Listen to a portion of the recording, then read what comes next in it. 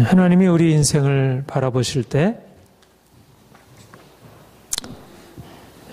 너 인생은 참으로 아름다운 것이다. 그렇게 말씀하시고 너는 보배롭고 존귀한 자다. 그렇게 말씀하십니다. 누구라고요? 보배롭고 존귀한 자입니다. 우리 옆에 있는 지체들에게 다시 한번 축복하겠습니다. 당신은 보배롭고 존귀한 자입니다. 네.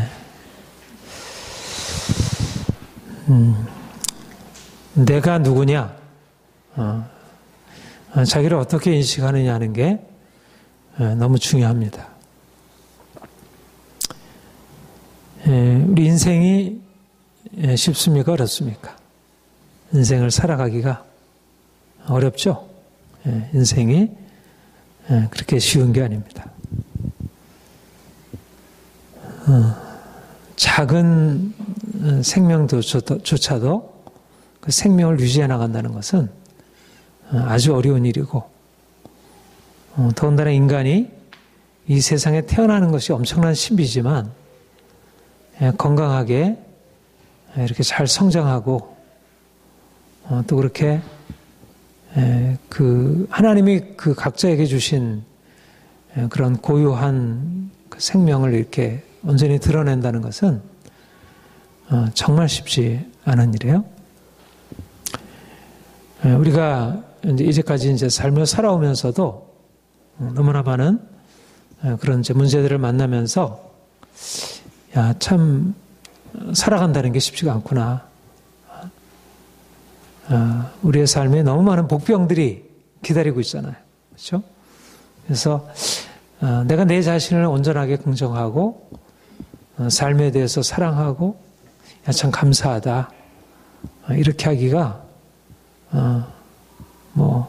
그럴 때들이 있지만, 그런 시간들이 있지만 지속해서 그렇게 인정하고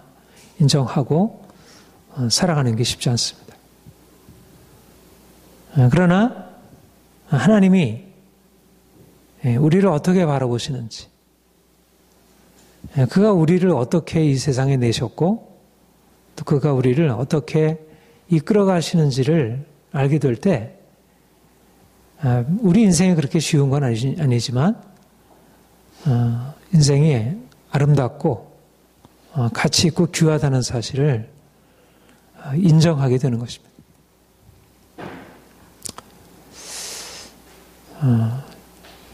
행복한 인생 살기 원하시죠? 행복한 삶을 사시기를 축복합니다. 행복한 삶을 살려면 자기 자신에 대해서 좀 더 긍정적일 수 있어야 합니다. 자기 자신에 대해서 긍정적이지 않은 사람이 있을까요? 자기 자신을 긍정하는 것 같아도 사실상 우리 안에는 정말 온전하게 자기를 긍정한다는 게 쉽지 않아요. 그렇죠? 여러 가지 약점이 있고 또 삶에 이러저러한 문제가 있기 때문에 그래서 자신이 가지고 있는 가치, 자신이 얼마나 귀한 존재인지를 정말 제대로 인정하기가 쉽지 않아요. 또 우리가 어려서부터 우리가 부모로부터 또 주위 사람으로부터 이렇게 늘 좋은 말, 긍정적인 말만 듣고 지낸 것이 아니고 이러저러한 걸 잘 못한다고 꾸중 듣고 책망 듣고 또 욕먹고 이렇게 이제 성장을 해왔기 때문에 우리의 마음속에 아주 깊은 곳에 자기 자신에 대해서 깊은 긍정이 이렇게 지속적으로 솟아나지가 않습니다. 우리가 어떻게든지 사람들한테 잘 보이고 사람들한테 인정을 받으려고 하지만 우리 안에 늘 그 두려움이 있죠. 그렇죠? 사람들이 나를 싫어하지 않을까? 사람들이 나를 뭐라 하지 않을까? 이러저러한 어떤 그러니까 마음 안에 늘 자기 자신을 이제 긍정하고 싶고 또 사랑받고 싶고 이제 그런 마음이 있지만 그러나 실제적으로 우리가 이제 그러지 못한다는 사실들을 늘 만나게 되니까 내 자신 안에 정말 너무나 부족한 점이 많고, 그러니까 다른 사람이 나를 별로 안 좋아하고, 나랑 별로 안 친하려고 하고, 뭐 이런 게 어떻게 보면 너무 당연해 보이고, 그렇지, 뭐 내가 무슨 이러면서 우리 안에는 정말 갈망이 사랑받고자 하는 마음이죠. 그러니까 사랑받는다는 건 뭐예요? 누군가 나를 이렇게 좋게 바라보고 인정해주고 이러는 것이잖아요. 근데 우리 안에는 잘못하는 게 너무 많고, 또 잘못하는 것에 대해서 늘 이렇게 이제 야단맞고 꾸중받고 또 이제 이렇게 밀침을 당해가지고 그런 게 늘 부족하죠.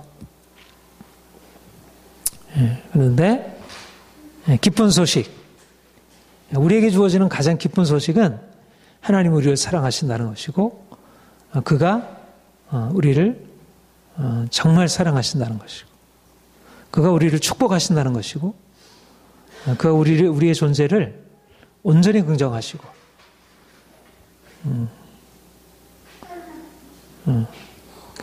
이게 이제 우리가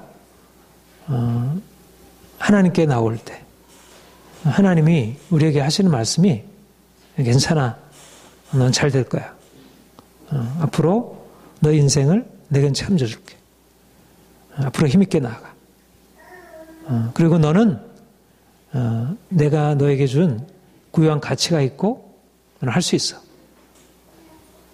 믿어지세요? 이게 자꾸 믿어져야 돼. 근데 우리 오랫동안 안 그래요. 나는 문제가 많은 사람이에요. 이게 우리 안에 너무 세뇌가 돼 있어. 우리의 이 부정적인 이게 프로그램이 그냥 자동적으로 돌아가. 그러니까 뭔가 조금만 자극을 주면 다시 부정적인 쪽으로 다시 돌아가요. 그동안에 뭐 좋은 얘기 많이 듣다가 한마디 작은 한마디만 해도 이게 우리 안에 있는 이 부정적인 것에 쉽게 감염이 되어버리고, 쉽게 낙심해버리고, 오늘 왜 이렇게 얼굴이 그러니? 무슨 일이 있니? 왜 이렇게 얼굴이 말랐어? 난 요즘에 나가면 그런 인사를 많이 받는데, 왜 얼굴이 이렇게 말랐어? 아니, 그냥 지나가는 말이고, 또 정말, 이제 상대방에 대해서, 이제 그렇게 심각하게 하는 게 아니라, 이제 배려하는 마음으로, 관심의 표현으로 이렇게 하는 것이어도, 그러니까 이제 그런 말도 이제 눌리게 되고. 그러니까 저는 이제 그런 생각을 해요. 하나님이 우리에게 하셔야 할 굉장히 중요한 그 한 가지가 있는데, 우리의 부정적인 이 생각과 부정적인 이 마음이 이게 너무 깊어. 마치 비가 오랫동안 안 오면요, 완전히 땅이 갈라질 대로 갈라져 가지고 거기에다가 양동이로 퍼부어도 이게 그러니까 장마가 져가지고 완전히 며칠 동안 이게 그렇게 내려야 이게 비로소 그 땅이 제대로 해갈이 되지, 웬만큼 돼가지고는 이게 해갈이 안 되는 거예요. 너무 말라가지고. 해도 끝이 없는 거예요. 그게 우리의 마음 상태야. 우리 안에 있는 이 부정적인 생각과 부정적인 감정과 자신에 대한 이것이 너무 깊은 거예요. 너무 깊어. 그래서 그것이 바뀌어줄 수 있다는 생각을, 약간 희망을 발견하죠. 말씀을 들을 때, 맞아. 그래. 하나님 나 사랑하시지. 나는 보배롭고 존귀한 자이지. 그런 생각을 하지만 또다시 문제 가운데 들어가서 아이들이랑 또 씨름하고, 또 남편이랑 이러저러하게 갈등하고, 또 이런 현실적인 문제에 부딪히고 이러면 또다시 우리의 마음이 또 옛날 모드로 다시 돌아가는 거예요. 이 부정적인 모드로 그냥 바뀌어버려요. 옛날 프로그램이 다시 작동하기 시작해. 그래서 우울해지고, 그냥 혼자 있고 싶고, 말하기 싫고, 다 귀찮아지고, 그냥 먹고 잠이나 자고 싶고, 이제 이런 어떤 그 아주 오랜 묶임이 있는 거죠. 그러니까 이제 우리는 주님이 우리에게 그렇지 않다. 내가 너를 향하는 계획은 그렇게 별 볼 일 없는 존재가 아니다.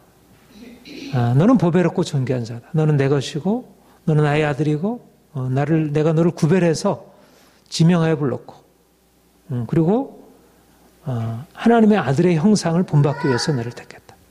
이렇게 주님이 여러분들이 그러니까 계속해서 예배에 참석하고 말씀을 듣고 또 지속해서 간증도 듣고 동영상도 듣고 계속 해야 할 이유는 이게 한두 번 들어가서 될 일이 아닌 거예요.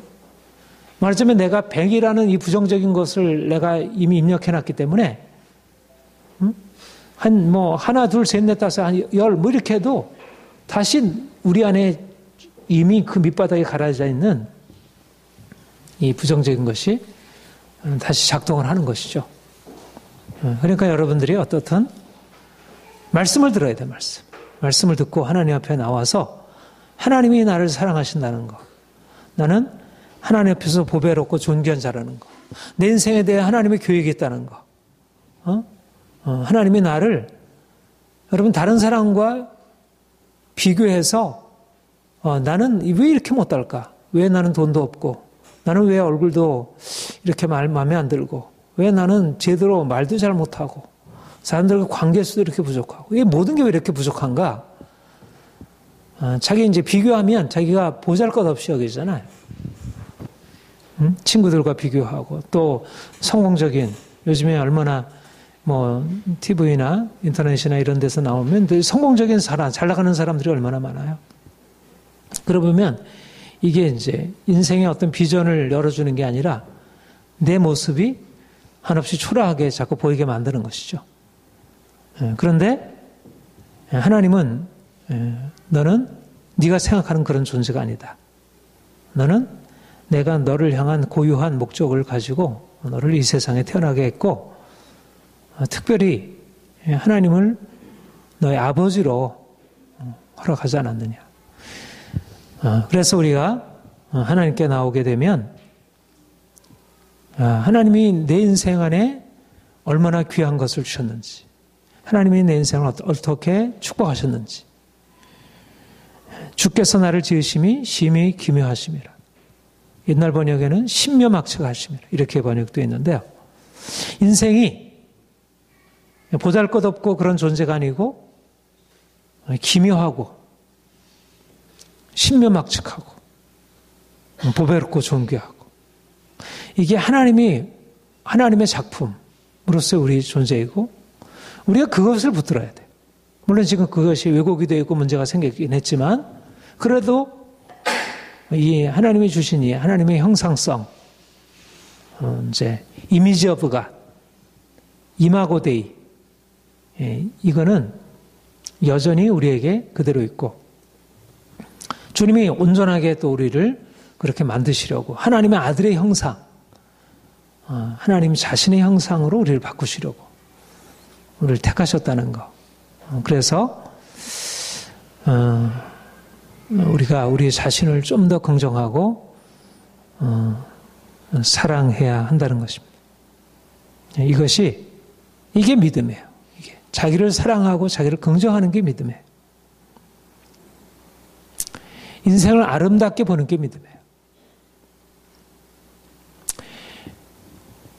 하나님이 우리를 아름답게 지으셨고요. 보배롭고 존귀하게 지으셨는데 그러면 우리 인생을 아름답게 하신 그분이 우리의 아름다움보다 못하시겠습니까? 더 낫겠습니까? 비교할 수 없이 우리가 조금 전에도 아름답고 존귀하신 예수 그 이름을 찬양을 했는데 정말 아름다우신 예수 그러니까 우리가 알고 있는 예수님 우리가 이제 요즘에 이렇게 이제 가을이 되고 하늘이 얼마나 파랗고 얼마나 아름다워요.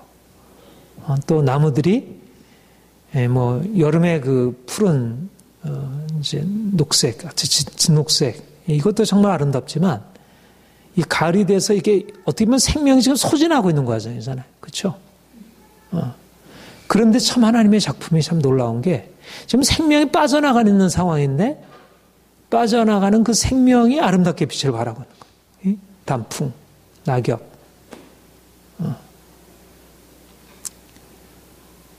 사실 우리가 눈이 열어서 보게 되면 하나님 만드신 것들이 너무 아름다운 것이죠. 또 그 중에 하나님의 창조의 꽃이 바로 인간이잖아요. 얼마나 하나님이 아름답게 세상을 지으셨고, 내 마음이 울적하면 그 아름다움이 잘 안 보이죠. 내 마음이 울적하면 새가 울어. 그렇죠? 내 마음이 밝으면 새가 노래를 해. 그렇죠? 여러분 이제 시도 보면 자연은 가만히 있는데 내 마음에 따라서 자연이 웃기도 하고 울기도 하고, 자연이 빛나기도 하고, 자연이 어두침침하기도 하고. 그러니까 중요한 것은 우리의 마음이 어떠하느냐에 따라서 세상을 달리 볼 수가 있어요. 근데 어떻든 하나님 만드신 세상은 너무나 아름답게 만들어 놓은 것입니다. 근데 그 아름다운 세상을 우리가 아름답게 바라보면서 거기서 무엇을 더 보게 되냐면 그 아름답게 만든 이 세상의 아름다움의 근원, 이 아름다움의 궁극적인 원천. 이 옛날에 그 소크라테스, 플라톤, 이제 서양 철학의 시조를 할 수 있는 이제 근데 그분들이 추구했던 그 목표가 뭐였냐면 이제 우리가 이 현실 속에서 경험하는 여러 가지 아름다운 것과 선한 것들, 참된 것들 이런 것들이 있는데 그것을 좀 더 궁극적으로 가장 완전한 아름다움, 완전한 선함을 찾아가고자 했어요. 이게 이제 철학의 목표예요. 특별히 서양 철학의 아주 궁극적인 목표인데, 근데 사실 인간이 아무리 찾아가려고 하더라도 그것을 발견하고 찾아간다는 게 쉽지가 않아요. 근데 우리에게는 하나님께서 우리를 이제 하나님 말씀을 통해서 이 모든 세계가 어떻게 아름다울 수 있게 되었는지, 이 세계가 아름답게 된 그 궁극적인 원인, 근거를 우리에게 밝혀주신 것입니다. 그게 바로 창조주 하나님이죠. 이 세상이 이렇게 아름다울 수 있는 것, 이 세상이 이렇게 질서정연하게 돌아가게 되는 것, 과학이 발달하면서 이 우주의 신비, 우주가 이렇게 질서정연하게 돌아가는 게 이게 보통 놀라운 게 아니라는 것입니다. 그리고 그게 결국 인간과 이 지구의 생명체들이 살아갈 수 있도록 그렇게 우주가 그렇게 질서 있게 돌아간다는 거예요. 생명의 보존을 위해서. 인간의 생명 너무나 놀라운 신비로 가득 차 있음을 오늘날 과학이 증명해 주고 있어요. 그렇게 우주를 아름답게 질서 있게 지으시고 인간의 생명을 놀랍게 지으신 그 하나님, 그 하나님이 우리가 섬기는 하나님이에요. 찬송가 32장에 보면 화려한 동산 무성한 저수목 다 아름답고 묘하나 순전한 예수 더 아름다워 봄 같은 기쁨 주시네. 우리가 눈을 열어서 우리 주위에 하나님께서 만들어 놓으신 봄, 여름, 가을, 겨울 나무와 풀들과 새와 벌레들과 온갖 이런 피조물들을 바라보면서 너무나 아름답고 그것으로 인해서 우리 안에 하나님의 기쁨을 이제 누리게 하셨어요. 그런데 그보다 더 아름다우신 주님, 이 모든 아름다움의 궁극적인 원천이고 궁극적인 완성이고 이제 그 모든 아름다움을 허락하시는 그분, 우리가 그분을 알고 섬기는 것입니다. 그리고 그분은 영원한 아름다움이시죠. 영원히 아름답다는 것은 이 세상 모든 만물들은 아름답지만 잠시 있다 사라지는 것들이에요. 풀은 모든 육체는 풀과 같고 그 영광이 풀의 꽃과 같으니 풀은 마르고 꽃은 떨어지되 주의 말씀은 세세토록 있도다. 꽃이 아름답죠. 꽃이 너무너무 아름다워요. 다양한 꽃들이 너무너무 아름다워요. 얼마나 이렇게 많은 수많은 다양한 종류의 꽃들을 하나님께서 그렇게 만들어 놓으셨는지. 그런데 그 꽃들은 아름답지만 곧 지나가 버리고 말잖아요. 져버리고 말면 그 아름다운 꽃으로 인해서 우리가 기쁨을 얻어도 아름다운 꽃이 지고 말면 우리의 기쁨도 함께 질 수 있게 되죠. 인생이 마치 꽃과 같아서 내가 돈이 있고 내가 인생이 잘 풀리고 이러면 내 안에 기쁨이 있죠. 그러나 그게 영원하지 않잖아요. 우리의 젊음도 영원하지 않고 우리의 외모도 영원하지 않고 우리의 모든 것들은 다 시들어지고 또 거기에다가 뭐 병이 들고 문제가 생기고 하죠. 여러분 그 김영랑 시인의 모란이 피기까지는 언제 나온 중학교 때 나온 시인가요? 그렇죠. 모란이 피기까지는 나는 아직 나의 봄을 기다리고 있을 테요. 모란이 지고 말면 그뿐 내 한 해는 가고 마라. 360날 한양 섭섭해 우옵니다. 모란이 피었을 때 모란의 그 핀 꽃으로 인해서 기쁨을 얻게 되었지만 모란이 지고 말면 모든 기쁨이 사라지고 모란 다시 피기까지 기다릴 뿐 마냥 섭섭해 360날을 피기 전까지는 그 모란에 주었던 그 기쁨이 다 사라져버리고 인생은 슬픔과 고통 가운데 지나가야 된다는 거예요. 이게 인생이 아닌가. 우리 인생은 사실은 이와 아주 유사한 우리에게 기쁨을 주던 것이 사랑하는 사람이 갑자기 병이 들기도 하고 또 더 나아가서는 사고를 만나서 죽기도 하고 남편을 일찍 잃어버리기도 하고 때로는 자녀까지 사랑하는 내 생명보다 더 귀하게 여겨지는 자녀도 전혀 이해할 수 없는 방식으로 먼저 떠나보기도 하고 그 평생을 사실은 그런 상실을 가지고 살아가고 뭐 그렇게까지 아니어도 우리 인생은 우리에게 주어진 너무나 많은 귀한 것들을 받았을 때 누리지만 너무 좋지만 이제 그것이 시들고 사라지게 되면 우리가 고통 가운데 처하게 되는 것이 인생이고 그게 이제 어떻게 보면 인생의 운명처럼 여겨지고 또 그것이 모든 사람들의 삶을 구성하는 것입니다.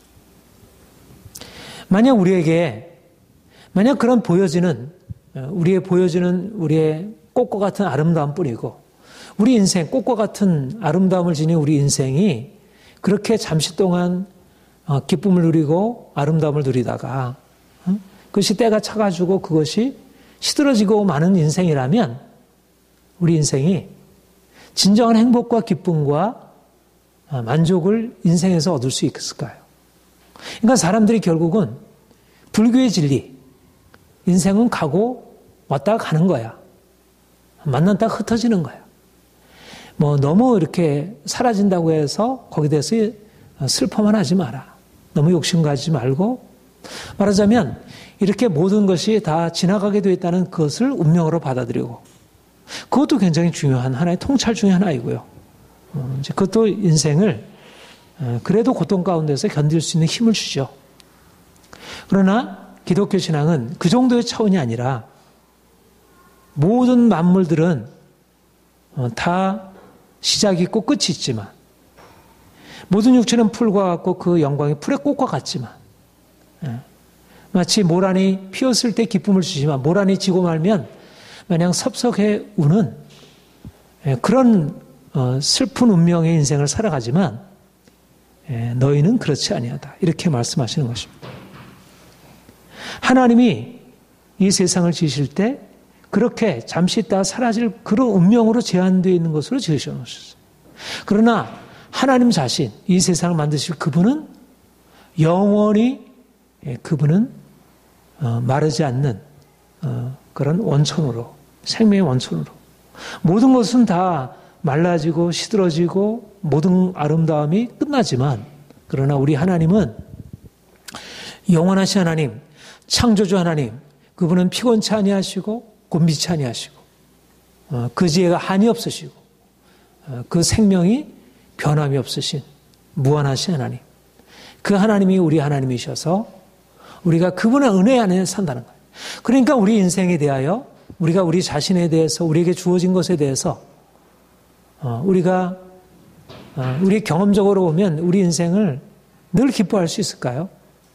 우리가 늘 긍정적으로 살아갈 수 있을까요? 그렇게 행할 수가 없죠. 왜냐하면 봄이 오고 여름이 오고 뭔가 이렇게 생명이 막 승하고 올라갈 때는 인생이 좋은 것이네 이렇게 생각하지만, 이제 가을이 와서 겨울이 도래하게 되면 모든 것이 다 끝난다고 생각하니까.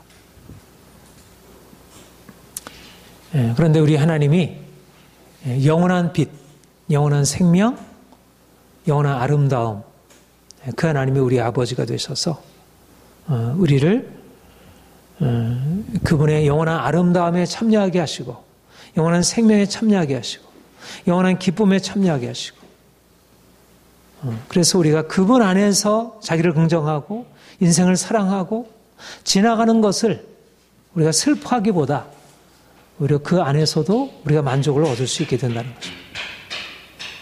이것이 바로 우리 그리스도인이 갖게 되는 인생에 대한 긍정입니다. 우리가 인생의 고통을 모르는 것 아니고요. 인생이 왔다 가는 건 모르지 않고, 꽃이 피었다가 지는 이런 자연의 이치를 모르지 않죠. 우리가 하나님이 아니고 우리는 진흙으로 지어진 인간인데 우리가 어찌 그런 문제가 없겠어요. 그러나 우리는 단지 보여지는 우리 잠시 있다가 지나가는 거기에 인생의 소망을 두는 것이 아니라 우리의 소망을 어디에 두냐면 영원하신 하나님. 그래서 시편에 보면 거듭 얘기하는 게 영원한 반석이라 얘기를 하죠. 영원한 반석. 반석이라고 하는 것은 항구적이라는 것입니다. 그냥 쉽게 그냥 이렇게 깨어지고 사라지는 게 아니라 항구적이라는 것입니다. 생명은 어때요? 반석과 같이, 반석은 바위는 죽은 거니까 항구적이지만 살아있는 게 항구적이지 않잖아요. 어떤 살아있는 것들. 살아있는 것들은 쉽게 다 이게 병들고 이게 끝이 너무나 분명해요. 죽어있는 것들은 비교적 영구적이지. 그렇죠? 그런데 하나님은 영원한 반석, 영원한 요새, 산성. 어떤 문제가 오더라도, 어떤 비바람이 부닥치고, 어떤 문제가 있다 하더라도, 그분에게는 이게 영향이 미치지 않는 것입니다. 그러니까 우리의 소망을 그분께 두게 되면, 내가 다른 어떤 피조물들, 잠시 있다 사라져버리는 것이 내 소망을 두면, 김영랑 시인 같이, 모란이 피기까지는 마냥 봄을 기다리고 있지만, 봄이 안 오면 어떻게 되겠어요? 그럼 절망으로 끝나는 것이죠. 그냥 계속 섭섭해서 울기만 하잖아요. 많은 사람들이 그런 인생을 살아가는 것입니다.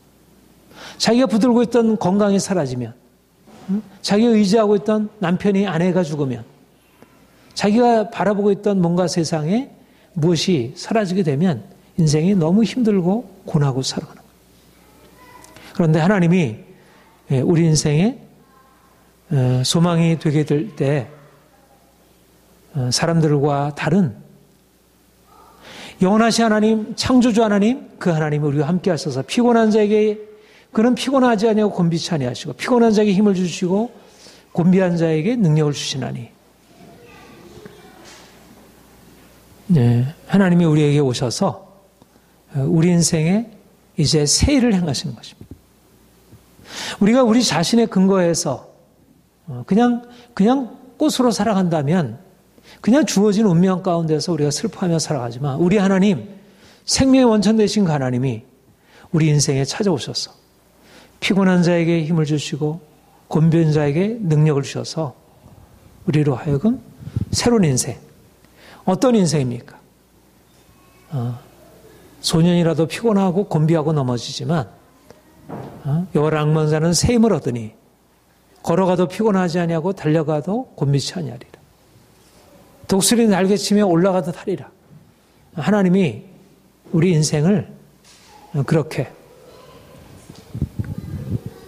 물을 슬퍼하는 자에게 화관을 주어 그 죄를 대신하며, 하나님이 우리 인생에 대해서 말씀하는 것은 우리가 꽃과 같이 그냥 시들어 사라져버리는 그런 우울한 인생이 아니라는 거예요. 그렇게 우리 인생에 너무 높은 목표를 가지고 있다가 사라질 것에 대해서 실망하고, 그러니까 우리가 뭔가 꿈을 가지고 긍정적으로 살아가는 것에 대해서 잘 못하는 게 왜입니까? 그걸 붙들었다가 그게 사라지게 되면 우리에게 더 고통을 주니까 아예 낮추고 살아가는 것이, 소망도 갖지를 않는 것이. 그런데 하나님이 우리에게 말씀한, 우리가 세상을 바라보고 살면 좀 우리의 기대를 낮추어야 돼. 그래야지 실망도 작아. 우리 인생을 높이 잡았다가 결국 실제적인 우리의 현실 속에서 그런 문제를 만나게 되면 우리가 더 많이 실망하게 되니까 그렇게 안 하는 게 낫겠죠.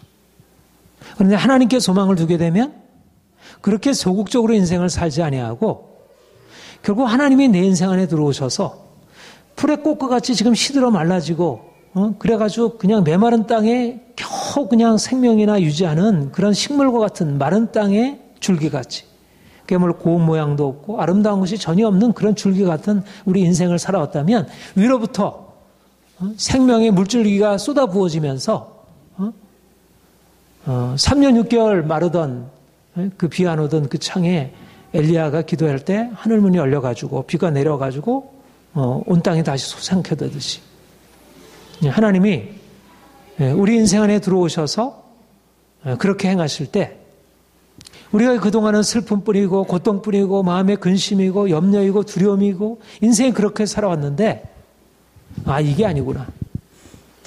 죄 대신 화관을, 죄라고 하는 것은 우리의 모든 희망이 다 사라져버리고 절망 가운데 우리 장례식에서 요즘에는 뭐 그렇게 하지 않지만 그 어두운 색을 검은색, 전에는 그렇게 어두운 색으로서 자기의 슬픔을 표현하죠.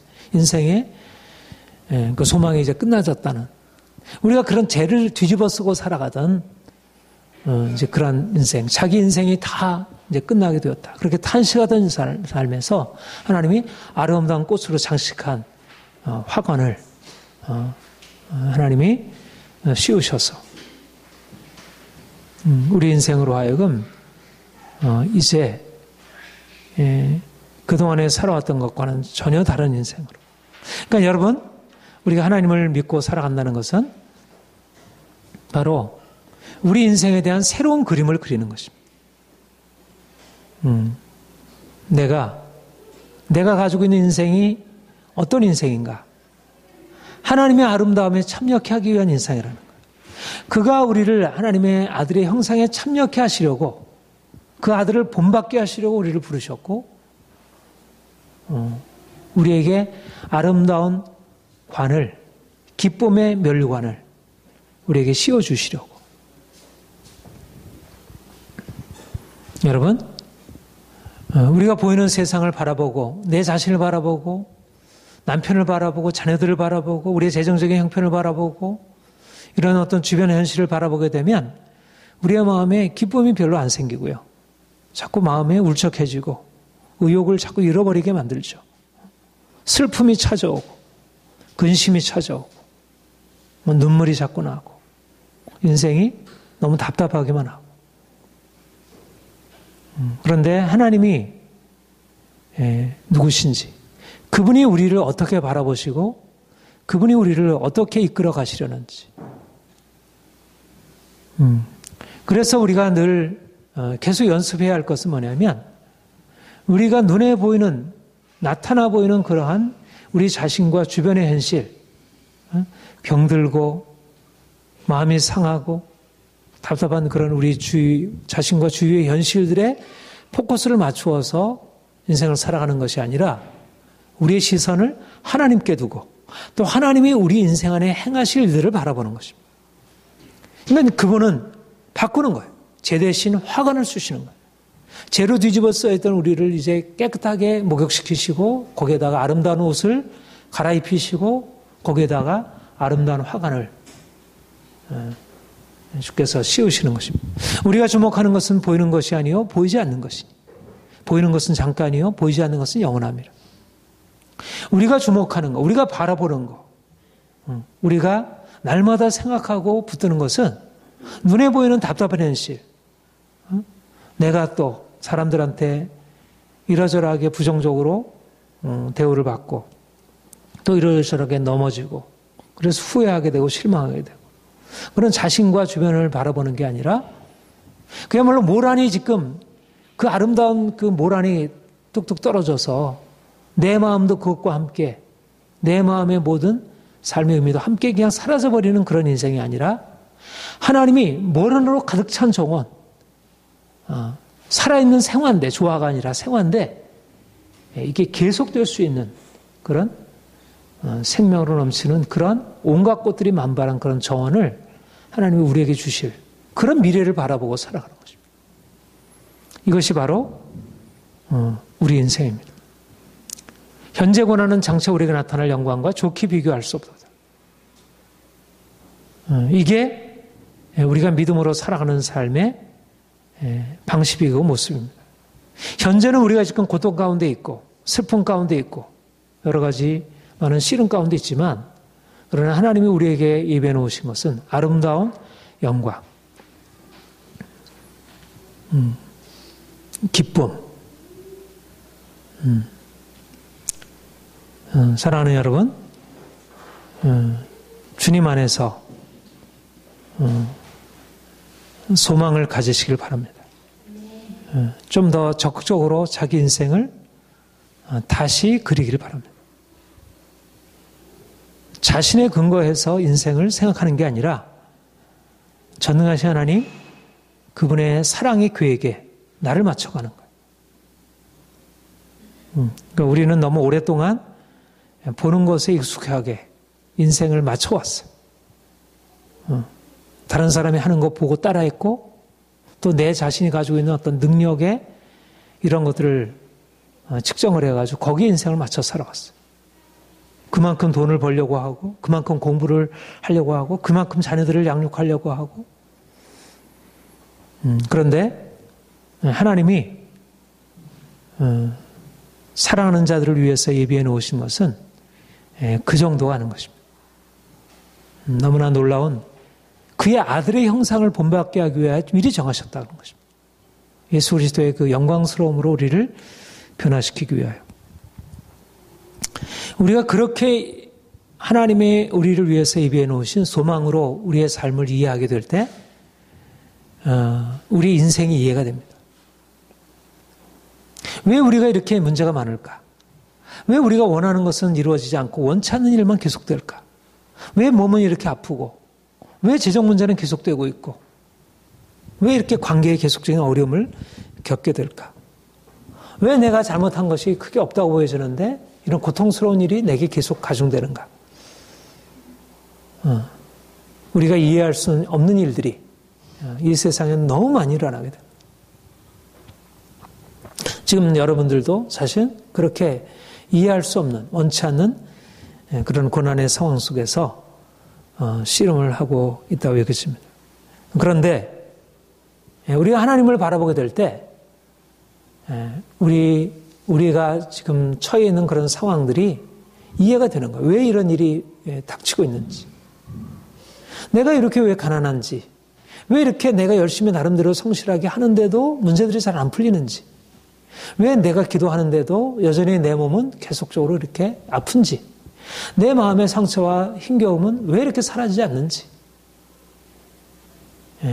그것이 다 해명이 되지 않지만 분명한 사실은 뭐냐면 이것이 끝이 아니고 이것이 하나님의 선하신 계획과 목적을 이루기 위한 과정의 한 중요한 일부분이라는 사실을 우리가 발견하게 되는 것입니다. 본문이 우리에게 말하는 대로 이 모든 것이 합력하여 선을 이루게 하려 합니다. 하나님을 사랑하는 자, 그 뜻대로 부르심을 입은 자들에게는 모든 것이 합력하여 선을 이루게 하십니다. 우리가 하나님을 알고 하나님의 계획을 알게 될 때 보이지 않는 것이죠. 하나님도 보이지 않고 하나님의 계획도 우리 눈에 보이지 않는 것입니다. 그러니까 우리가 하나님을 보지 못하고 하나님의 계획을 우리가 제대로 깨닫지 못하기 때문에 그게 눈에 보이지 않으니까 우리의 삶에 지금 닥치고 있는 여러 가지 문제들이 도무지 설명이 안 되고 이해가 안 되는 거예요. 그런데 우리가 하나님이 누구신지 또 하나님이 우리 인생을 향하여 어떠한 아름다운 계획을 가지고 있는지를 보게 되고 그 아름다운 계획을 향해서 이끌어 가시는 것이 하나님의 지혜라는 사실을 우리의 마음으로부터 인정하게 되면 이것이 의미 없고 내가 억울하게 당하는 그런 고난의 과정이 아니고 이 안에서 하나님의 선하신 뜻이 이루어지고 있구나. 네. 몇 주 전에도 우리가 함께 살펴봤듯이 요셉이 결국 하나님께서 그에게 모든 다른 형들과 모든 가족의 가장 높은 그런 위치에 올리게 있다고. 그렇게 하나님이 꿈으로 약속을 하셨잖아. 근데 그에게 주어진 것은 오히려 정반대의 과정이었습니다. 억울하게 사랑받아야 할 형들로부터 미움을 받아가지고 애굽의 노예로 팔리게 되고 또 성실하게 일해서 그곳에 인정받았는데 거기서 억울한 누명을 쓰고 죄인의 몸이 되었고 그 어려운 과정을 거쳐서 그가 십수년간 그렇게 고생을 하고 난 이후에 그를 하나님께서 애굽의 총리로 이끄시잖아요. 만약 그가 억울하게 형들로부터 미움을 당하지 않았다면 그가 보디발의 아내에 의해서 억울한 누명을 쓰지 않았다면 그가 총리가 될 수 있었을까요? 결국 지나고서 보면 하나님의 그 드라마가 다 전개되고 나서 보면 이게 극적인 하나님의 드라마가 이루어지고 있다는 것이었죠. 그리고 나중에 고백하게 되는 것을 우리가 들어보게 되면 요셉은 어떻게 이 일이 자기의 꿈을 이루는 것과 관련이 되는지는 이해가 안 됐지만 결국은 그가 그 어려운 일을 당하면서도 그의 마음 안에는 하나님이 이 모든 과정 안에 역사하시고 있다는 것. 이 모든 과정에 합력해서 선을 이루시리라고 하는 사실들에 대해서 그가 믿음을 잃지 않았다는 것이 형들에 대해서 나중에 고백하는 것을 보면 알게 되죠. 당신들이 나를 이곳으로 판 것이 아니고 당신들이 팔았지만 하나님이 당신을 통해서 이곳에 만민의 생명을 구원하시려고 보내신 것입니다. 이것이 바로 우리가 지금 살아가는 삶의 과정인 것입니다. 여러분들이 지금 요셉처럼 이 정도의 억울함은 아니잖아요.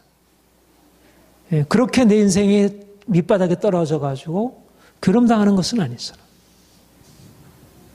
그런데 각자에게는 너무 힘들죠. 왜 하나님을 믿는데도 내게 계속해서 이런 일이 있을까? 그런데 하나님은 우리 인생을 향하여 너무나 아름다운 영광스러운 계획을 가지시고 아름다운 그런 것을 이루시려고 꽃이 떨어지고 나의 슬픔이 가중이 되고 계속해서 내가 탄식할 수밖에 없는 상황을 하나님이 우리에게 허락하시고 그것을 통해서 오히려 더 우리를 향해서 하나님이 가지고 계획들을 너무나 놀랍게 이루어진다는 것입니다. 저는 이 퍼즐이라는 말을 좋아합니다. 인생의 퍼즐. 퍼즐 한 조각 한 조각이면 아무런 형상이 거기에서는 안 나타납니다. 우리 인생에 우리가 과정 속에서 겪어가는 이 모든 문제들이 도무지 이해가 되고 해명이 아무런 무의미한 이것은 아무런 의미가 없는 뭔가 그림이 형성되지 않는 것들 오히려 그림을 깨뜨리고 찢어놓은 것입니다. 그런데 하나님께서 그러한 인생의 고난의 퍼즐들을 사용하시고 망가진 것들을 통하여 깨뜨리는 것을 통해서 새로운 그림을 만들어내시고 있는 것입니다. 우리의 옛부대를 찢으시고 우리에게 새 부대를 허락하시는 거예요. 우리 인생의 고난을 통해서 우리 인생의 역경을 통해서 우리 인생의 좌절과 실망과 슬픔을 통해서 하나님이 합력해서 선을 이루시고 그 아들의 형상을 본받게 하기 위하여 그 일들을 진행하신다는 사실을 우리가 알게 되면 하나님의 지혜에 대해서 놀랍게 되고 하나님의 행하신 것은 어떤 것도 차선이 존재하지 않는다는 거예요. 왜 우리에게 이렇게 오랫동안 좀 빨리 끝내시지 않고 이 광야의 과정을 왜 빨리 끝내지 않고 왜 이렇게 질질 끄실까? 우리로서는 너무 길게 여겨지고 도무지 이것은 하나님이 행하시는 것으로 여기지 않고 그러하지만 그러나 한치의 오차도 없이 하시는 것입니다. 요셉이 하나님 너무 길어요. 이게 또 무슨 고난이에요. 그런데 하나님은 요셉에게 하나님의 주권에 대한 믿음을 주셔서 그 가운데서도 오히려 기쁨으로 그 상황들을 잘 견디게 하셨고 그래서 궁극적으로 하나님의 목적에 이룰 수 있게 하셨습니다. 하나님의 계획은 우리가 생각하는 그림대로 이루어지지 않습니다. 우리의 성공도 하나님의 계획을 이루는 데 있어서 중요한 한 퍼즐입니다. 그러나 성공만이 아니라 실패도, 우리의 부함도 가난함도, 우리의 건강도 우리의 질병도, 내가 원하는 것이 이루어지는 것도 원하는 것이 이루어지지 않는 것도, 우리의 긍정적인 것도 부정적인 것도, 내가 자랑하는 것도 내가 부끄러워하는 것도, 그 모든 것들이 하나님이 우리 인생, 각자 고유한 인생을 만들어 가시기 위해서 어떤 사람 보면 잘 나가는 것 같아. 그러면 그 사람은 그 사람대로 하나님께서 그 인생을 향한 계획이 있고 그 인생을 향한 퍼즐들을 조금 만들어 가시는 거예요. 어떤 사람은 고난을 많이 당하는 것 같고 어떤 사람은 고난 없이 잘 성장하는 것 같아도 각자 필요한 하나님이 이루어 가시기 위한 퍼즐들이 있고 그 고난의 분량들이 있고 그 모든 것이 합력해서 선을 이루는 것입니다. 우리 기독교 신앙의 가장 중요한 것은 우리의 고난이 장차 나타날 영광을 위하여 예비된 것이라는 사실을 믿음의 눈으로 받아들이고 고난을 두려워하거나 피하려 하거나 슬퍼하거나 뒤로 물러가지 않고 고난 가운데 오히려 하나님의 축복을 기대하고 나아가는 것입니다. 우리가 잠시 받는 환난에 경한 것이 지극히 크고 영원한 영광에 중한 것을 우리에게 이루게 함이니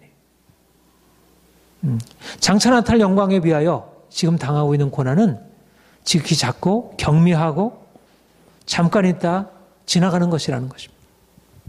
뿐만 아니라 그 고난이 잠시 받는 환난의 가벼운 고난이 장차 우리에게 나타날 영광의 무거운 영광을 위하여 그 중한 영광을 위하여 하나님께서 허락하신 것이라는 이것이 바울의 정말 주님을 신실하게 섬기던 바울이 경험한 것입니다. 모든 하나님의 사람들, 하나님을 신실하게 섬기는 사람들이 고백하게 되는 것은 인생의 고난은 결코 쓸모없는 것이 아니구나. 내가 고통을 두려워하거나 피하려고 할 것이 아니고 하나님이 내 인생을 향해서 가지고 계획해 놓으신 이 아름다운 미래를 향하여 내가 기쁨으로 인내하며 나가리라. 그래서 환난 중에 즐거워한다 그렇게 얘기를 했습니다. 소망을 가지고 있기 때문에. 사랑하는 성도 여러분, 하나님은 우리 인생을 가장 아름답게 지어놓으셨습니다.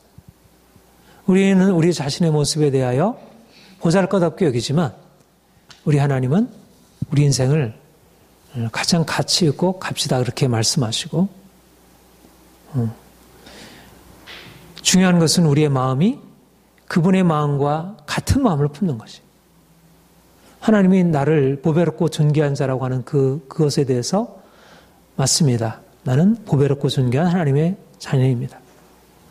나는 하나님의 아들의 형상을 본받게 하기 위해 부르심을 입은 자입니다. 그리고 이 모든 과정들은 내가 지금 당하고 있는 이 모든 과정들은 하나님이 나를 그 아들의 영광을 갖게 하시기 위해서 허락하시는 합력해서 선을 이루시는 과정임을 내가 믿습니다.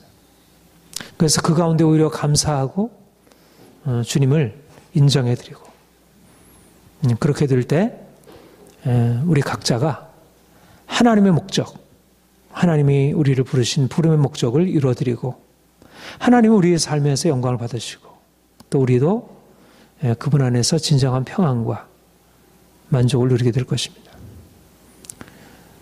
이런 은혜가 여러분들에게 넘치기를 축복합니다.